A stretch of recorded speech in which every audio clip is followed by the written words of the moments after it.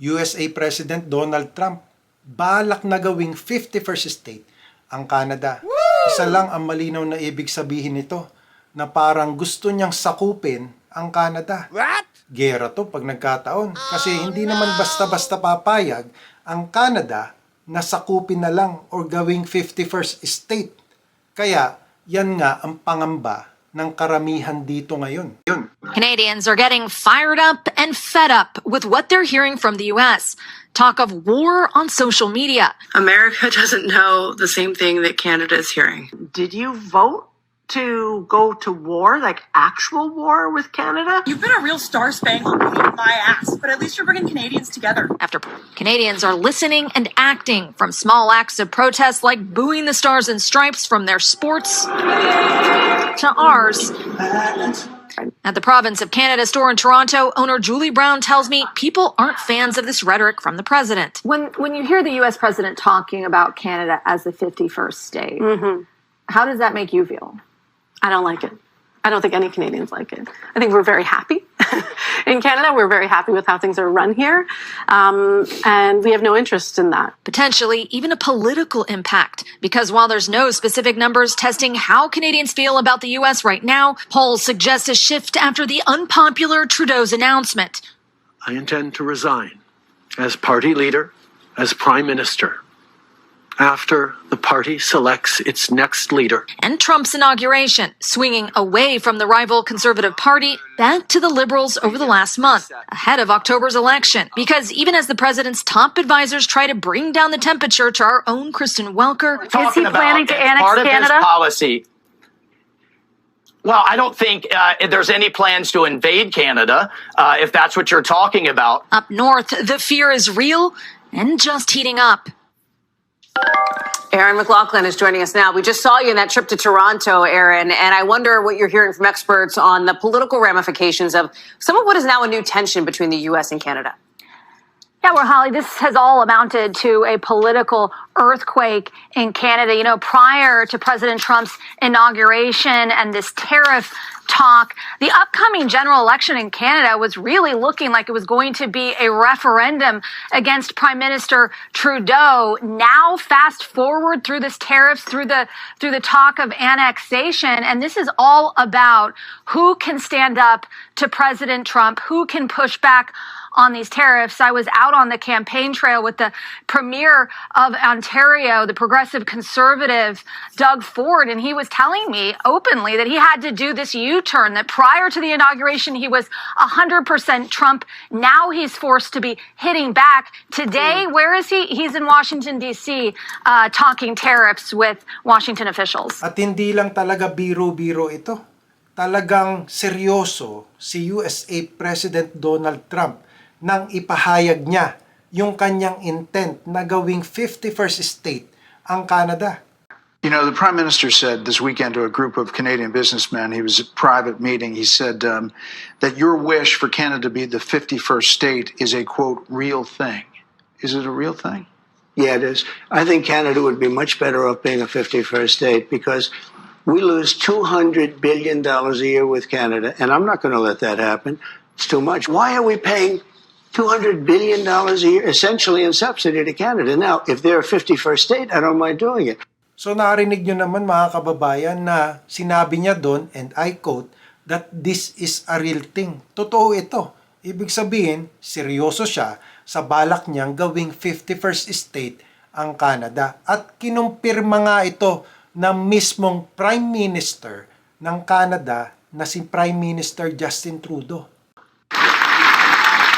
Meeting with business and political leaders about the continuing threat of U.S. tariffs, the Prime Minister said Canada is addressing President Donald Trump's concerns about the flow of fentanyl and other dangerous drugs across the border into the U.S. We need to be very deliberate about how we continue to engage closely with the United States to make the case and demonstrate that Canada is responsible for a tiny part of the North American fentanyl problem, but that we are also bitterly touched by this tragedy, and we also want to be part of solving for this.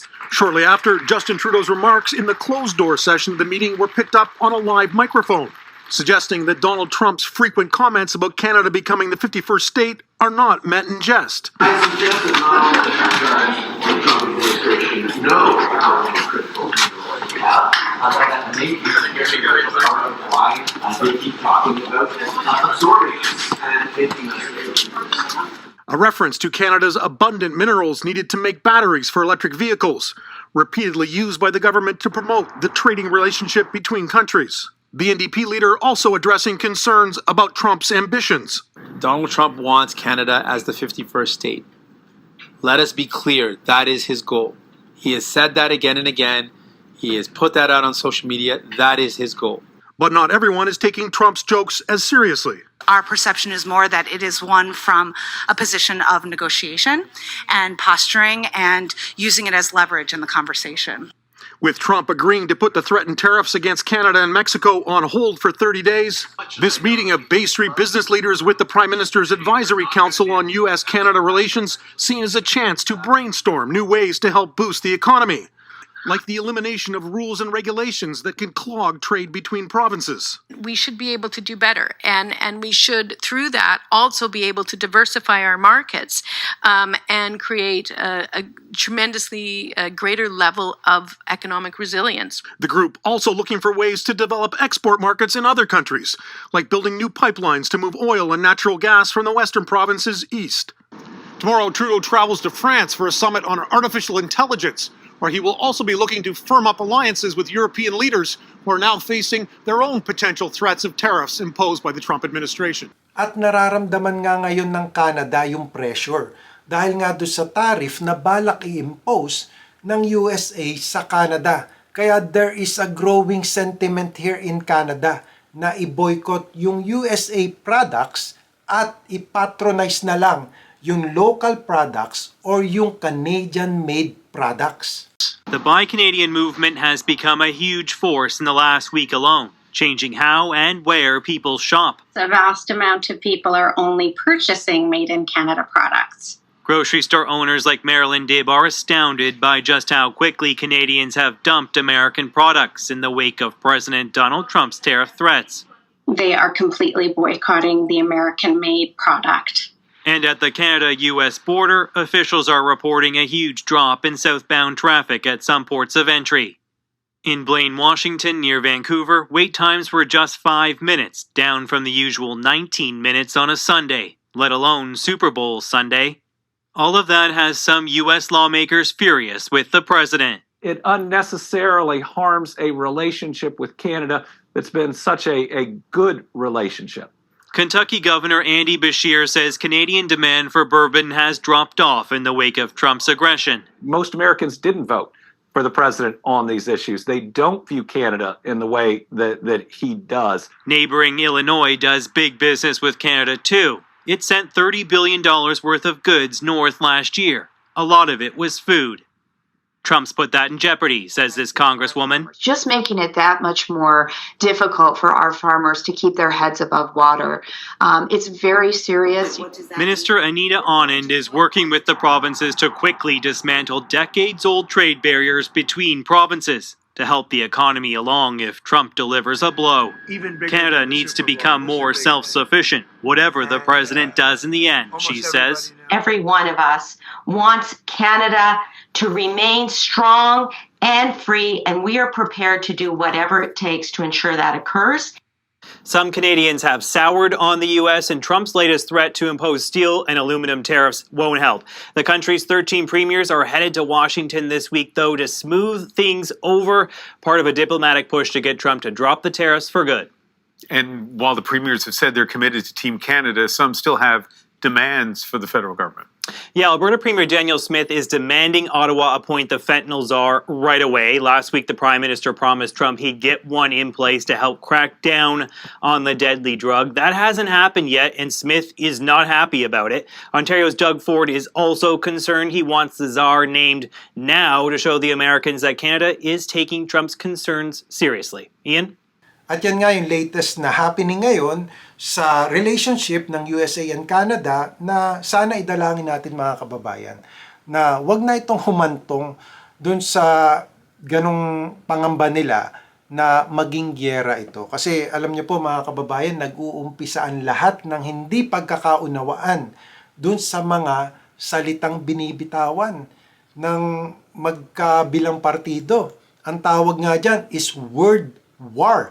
So nag-uumpisa sa salitaan, sa bangayan, sa threat, and then hanggang sa mag-escalate ito. Na kung mangyayari na magiging magbubunsod ito ng gyera, ay hindi ito maganda sa ekonomiya ng bawat bansa. Na itong dalawang bansang ito, na USA and Canada, ay parehas na masasabi nating powerful na bansa. So hindi lang po yung dalawang bansa maapektuhan dito. Baka buong mundo maapektuhan dito kung mag-escalate ito into a war. So idalangin po natin yan mga kababayan, na sana yung bawat partido, yung country ng USA at country ng Canada ay magkaroon ng magandang usapan at kasunduan. So, hanggang dyan lang po muna for today mga kababayan. What do you think about this latest issue or latest happening? Just leave a comment below at babasahin ko po yan sa awat tulong ng Diyos para sa mga susunod na pagkakataon, susunod na vlog natin ay mapag-usapan natin ang mga yan. I will see you, God willing, on my next video. Samahan nawa kayong parati ng Panginoon sa inyong pang-araw-araw na buhay. Magandang araw po sa inyong lahat.